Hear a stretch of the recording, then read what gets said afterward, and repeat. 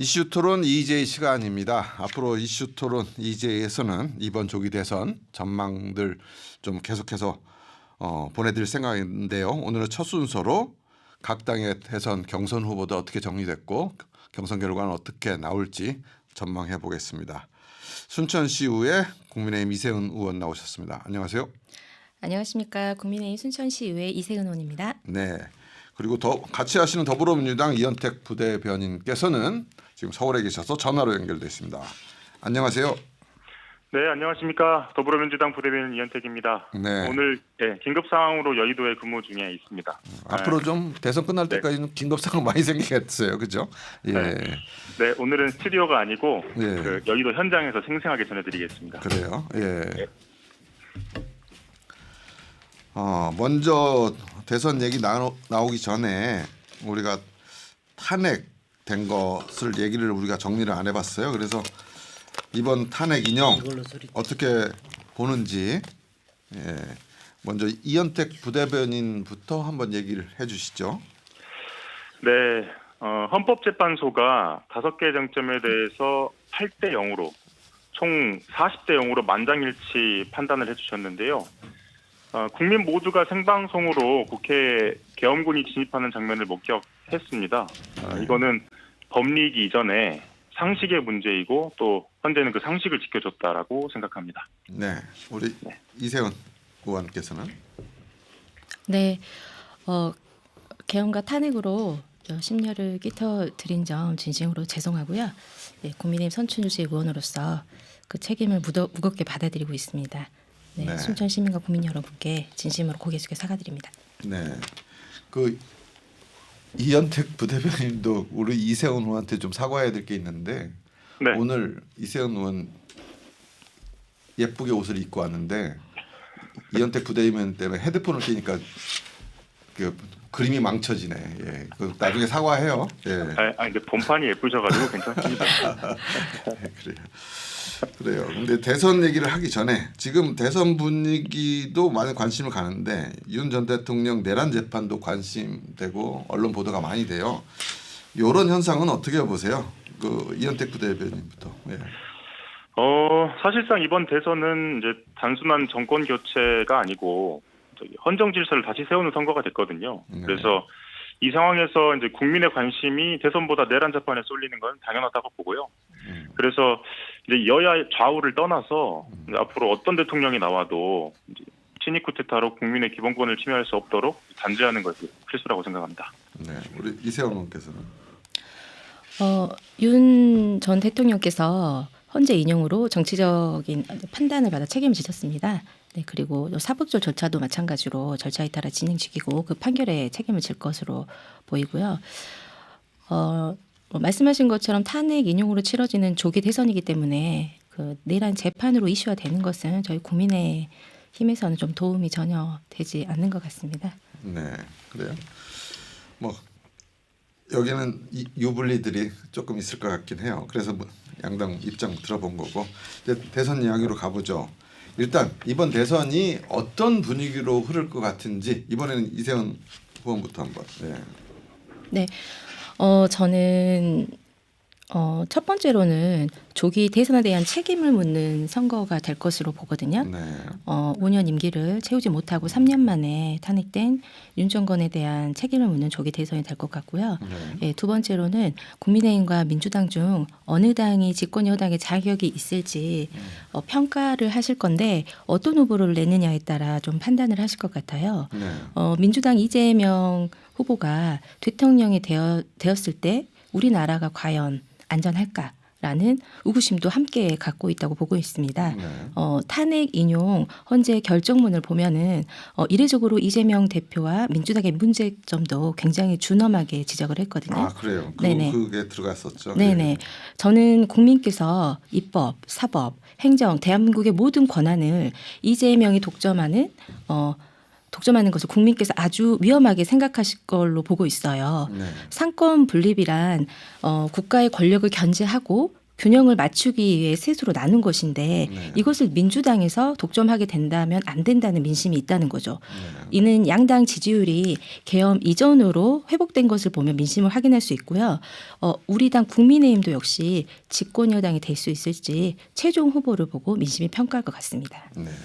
두 가지로 짚어주셨어요. 그러니까 국힘 윤석열 전 대통령에 대한 책임을 묻는 선거가 될 것이다. 두 번째는 권력의 한 곳으로 지극하게 쏠림 현상에 대한 국민들의 어떤 선택이 어떻게 나타날 것인가를 후보를 보고 판단할 것 같아요. 가름하는 선거가 될 것이다. 우리 이현택 부대변인께서는 네네. 일단 이재명 대표와 민주당은 네. 이제 헌법과 또 법률이 근거한 그 안에서 권한을 행사했다라고 먼저 말씀드리고요. 네.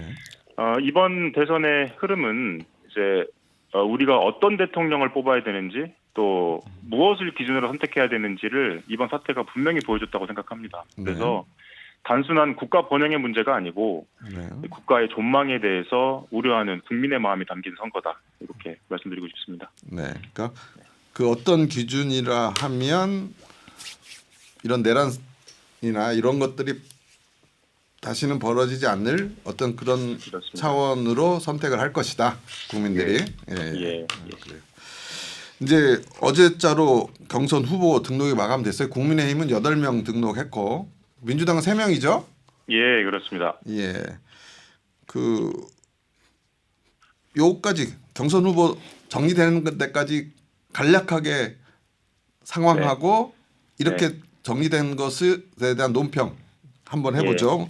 먼저 그러면 이번엔 누가 먼저 할까요? 네, 제가 먼저 그래, 하겠습니다. 3명 적은 사람부터 합시다. 예. 네.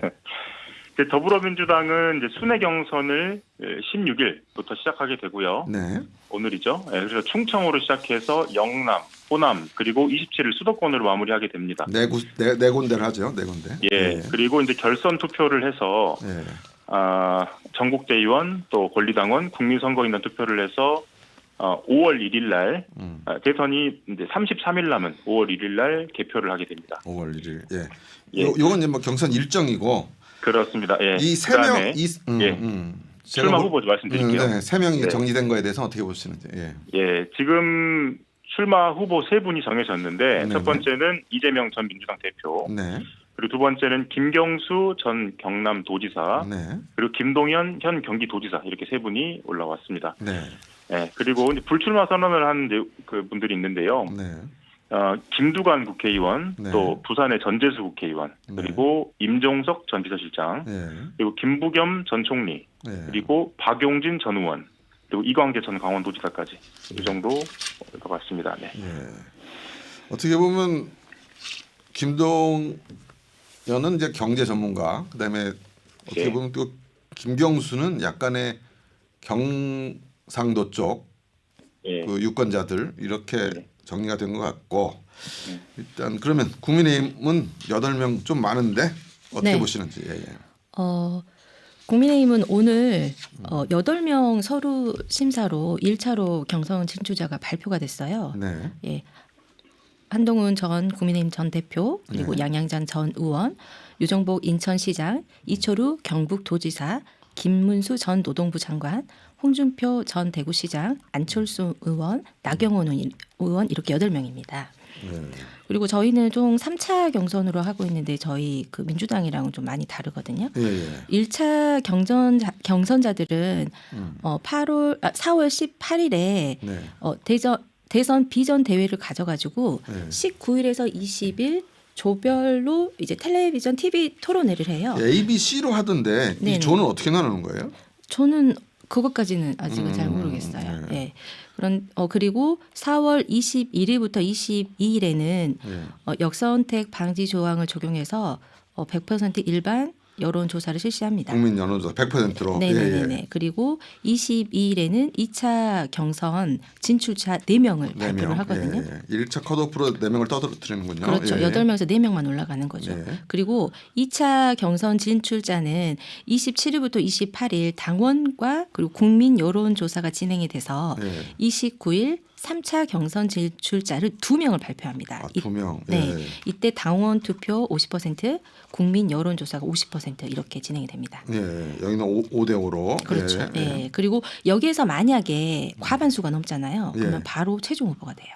아, 2명을 뽑았는데 아니요. 4명을 뽑았을 때 이 4명 중에서 예. 한 명이 한 명이 과반수면 과반수가 넘으면 2명을 안 뽑고 그냥 한 명으로 바로 간다. 네네네네. 예, 예, 예. 그리고 최종 2인 후보가 예. 이제 30일에 토론을 하거든요. 예, 예. 그래서 만약에 2명이 됐을 경우에는 2명이 됐을 때 그래서 과반수가 없을 경우에 네, 이제 5월 1일하고 2일에 당원투표 50%또 국민 여론조사 50% 해서 3일에 전당대회를 거쳐가지고 최종 후보로 결정을 합니다. 그러니까 민주당은 5월 1일 최종 후보가 결정되고 네. 국민의힘은 원래대로 가면 5월 3일인데 네, 잘하면 4월 29일 날 과반수가 나오면 최종 1인이 나올 수도 있는 거고. 그렇죠. 예. 여기는 지금 국민의힘은 처음엔 국민 여론조사, 그 다음에는 두 번째, 세 번째는 네. 5대 5로 선거인단 투표하고 국민 여론 5대 5로 가고. 네네. 그러면 민주당은 4번 4개 권역에서 경선을 치르는데 여기는 어떤 방식으로 투표를 합니까? 네, 먼저 권리당원 50%하고요. 예. 일반 여론조사 50%인데요. 네. 그 권리당원 50%가 이제 50만 명 네. 표본이요. 그리고 일반 국민도 50만 명 해서 100만 명의 표본을 가지고 이제 여기도 그걸 5대 5네요. 선택합니다. 그죠? 예. 예, 여기는 그렇습니다. 네 군데를 다 5대 5 방식으로 하는 거고. 예, 그래서 이걸 다 취합해서 최종 예. 득표율이 제일 높은 사람이 1등이 되는 거죠? 그렇습니다. 네. 네. 그래요.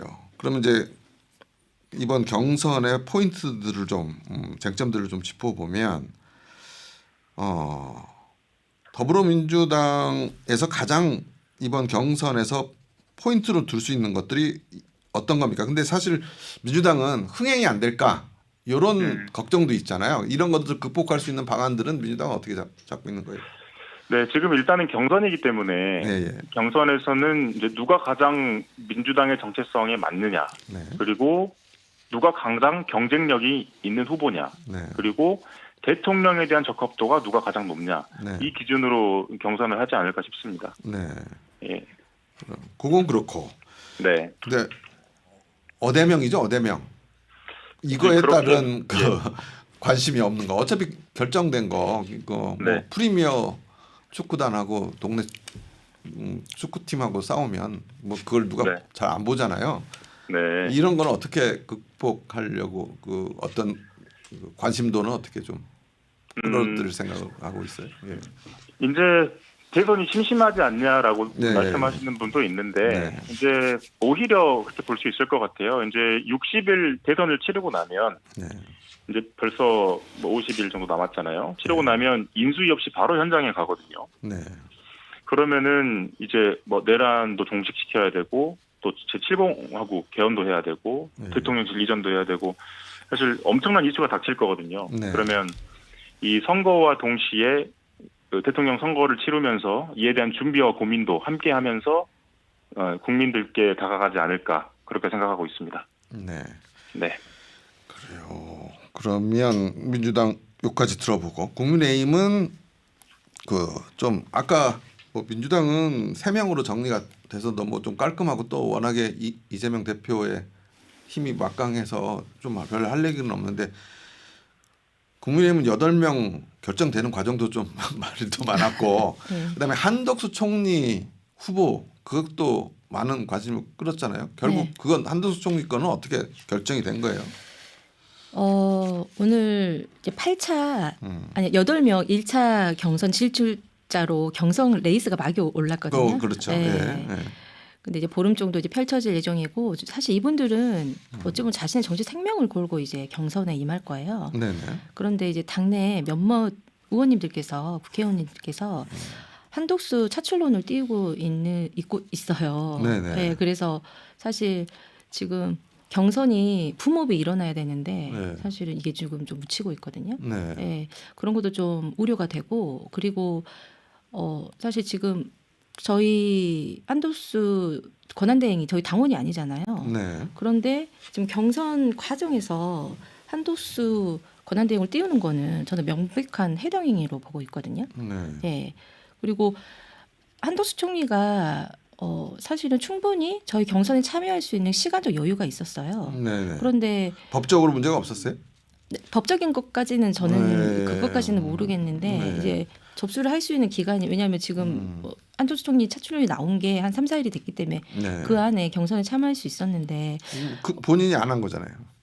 본인이 안 했으면 이제 불출마를 경선에는 안 한다고 했는데 네. 대선에 불출마하신다는 말씀은 안 하신 상태에서 그럼 무소속으로? 그거를 지금 예. 아직 어떻게 말할 수 없는 상태예요? 아니요 이제 박수영 후보가 네. 최종 후보가 된다면 누구와도 단일화할 수 있다라고 지금 한독수 권한대행을 띄워버렸거든요. 그래서 좀 지금부터 지금 경선까지 국민이 원하는 최종 후보가 국민의힘 내에서 누군지를 사실 찾아야 되는데 지금 외부로 지금 이슈를 돌리고 있어가지고 네. 이거는 저는 저희 당과 당원을 우롱하는 지금 행위라고 저는 판단을 하거든요. 네. 뭐 그 얘기를 여기서 하시니까 내가 뭐라고 대답할지를 뭐 질문을 드려야 될지 모르겠는데 그렇지만 이제 어쨌든 뭐 그런 것들은 지나가고 결국 저는 국민의힘 후보들이 8명 나왔지만 몇몇 우리가 알만한 사람 5명이 있는데 약간 친윤과 반윤 구도가 좀 있잖아요. 네. 그 싸움은 어떻게 좀 진행될 것 같아요? 친윤과 반윤. 네. 저는 이제 아까도 말씀드렸지만 저는 조기 대선의 책임을 묻는 선거가 될 것 같아요. 네. 예. 그래서 그러면 네. 친윤에 대한 그 경선 과정에서 친윤에 대한 심판이 있을 것이다. 심판? 아니 이게 친윤의 네. 이게 심판이라고 말하기는 아니 표가 예. 심판이죠. 예. 네. 제가 말하기는 좀 그렇고 우선은 지금까지 계엄과 탄핵 찬반에 대한 말과 행동을 사실은 다 이제 하셨기 때문에 네. 그거에 대한 당원과 민심의 엄격한 판단을 할 것이라고 저는 보고 있습니다. 네. 그리고 이번 선거 과정에서 특히 경선 과정에서 국민에게 그리고 당원에게 떨어진 신뢰를 어떻게 회복할 것인가를 증명을 해야 되거든요. 네. 네. 예. 그리고 다시는 이런 날이 발생하지 않도록 대안까지 제시를 해줘야 된다고 봐요. 네. 경선 과정에서도 그러고 대선 과정에서도 그러고요. 그걸 내세우겠죠 후보들마다. 예, 예, 네, 그러니까 예. 이제 그거를 오늘부터 레이스가 들어갔기 때문에 그거를 우리 당원과 이제 국민 여러분께서 잘 판단을 해주시라고 믿고 있습니다. 네. 결국 그 이재명 대표의 지지율은 각종 여론조사에서 40% 이상대를 계속 유지를 하잖아요. 네. 그리고 이제 국민의힘 후보들은 뭐 높은 사람 10%대에서 이렇게 쭉 있는데 결국 공고한 이재명 대표 민주당의 확고한층이 한 40, 그다음에 국민의힘도 한 40 정도 보면 결국 중도표들이 어디로 가느냐가 최종 대선에서의 그 결과를 나타낼 텐데 어쨌든 경선 과정에서도 이 중도층들을 이탈하지 않게 하는 전략들이 필요할 거예요. 나중에 최종 후보가 되면 또 그분들이 또 이 중도층을 흡수할 전략들을 발표하겠지만 이 경선 과정에서 중도층을 흡수하기 위해서 제일 중요한 거 이현택 부대변인께서 먼저 민주당은 어떻게 그런 전략들을 짜야 된다고 좀 보세요. 네, 지금 이제 최근 여론조사를 보면 이제 뭐 KBS나 MBC에서도 최근에 했지만 네. 또 보수 진보 성향 여론조사 상관없이요. 네. 전체를 봐도 이제 중도만 놓고 봤을 때 네. 일반적으로 정권 교체가 7, 정권 유지가 3 이 정도 나오고요. 네. 또 이제 많은 것은 정권 교체가 8, 정권 유지가 2까지 나옵니다. 네. 그러니까 지금 현 정부와 국민의힘에 이제 큰 실망감을 가지고 있는 것이 사실이기 때문에 네. 중도가 많이 돌아섰다 이렇게 볼 수 있겠고요. 네.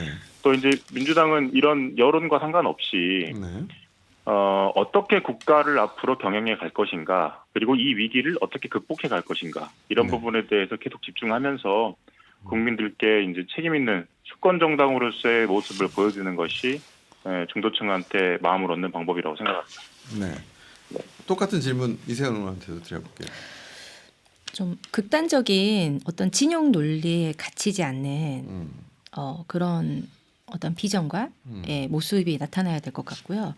그리고 사실 중도층이 전체 유권자의 상당한 부분을 차지하고 있잖아요. 얼마라고 한 생각해요? 40% 정도 저는 된다고 그래요. 보거든요. 40%라고 예. 저는 20에서 좀 넘게 봤는데 40%. 무당층까지 아니 예. 그 이제 뭐 잘 모름까지 해가지고 한 35에서 저는 40 정도 보고 있는데 그거는 네. 이제 30%인지 40%인지 이제 많은 의견이 갈리기는 하더라고요. 예.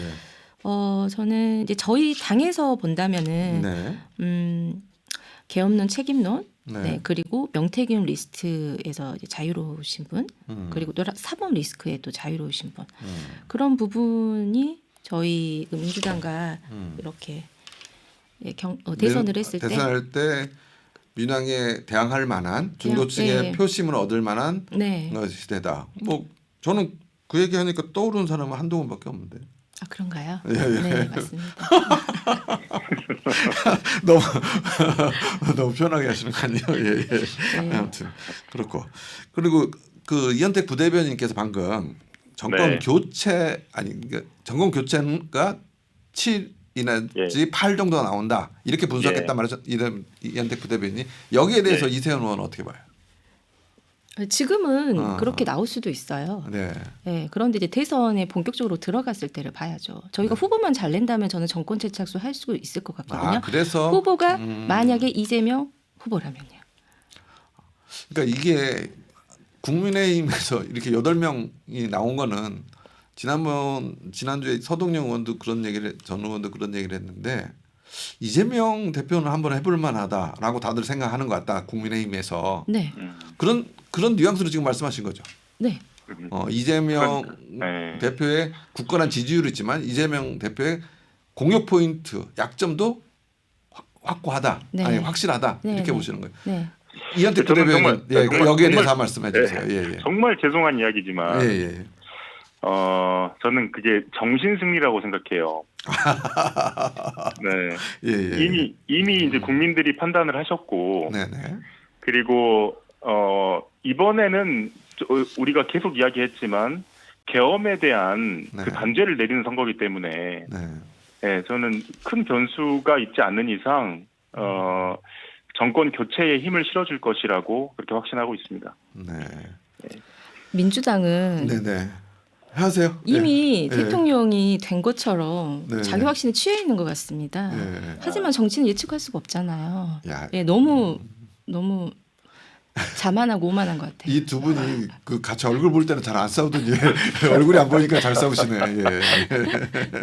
그리고 그래요. 정치는 예측 가능한 게 아니기 때문에 네네. 국민의 평가로 뭐 현실이 되는 무대입니다. 네. 국민을 과소평가하지 마시기 바랍니다. 마지막 질문 그 짧게 한 1분 이내로 호남 민심은 우리가 재보선 얼마 전에 있었던 재보선거에서 좀 나왔잖아요. 호남에서. 네. 호남 민심은 이번 대선에 어떻게 영향을 미칠까? 이세훈 의원부터 얘기하시고 그다음 이현택 부대변인 30초씩만 간단하게. 예. 민주당 지지율이 한 85% 정도 네. 되는 걸로 알고 있거든요. 네. 근데 이재명 지지율이 55% 전후예요. 네. 예. 그러니까 2명 중에 1명은 이재명 대표를 지지하지 않아요. 네. 저는 저희 이번에 대선 후보가 이 틈을 파고들 거라고 믿고 있습니다. 예. 이현택 부대변인. 네네.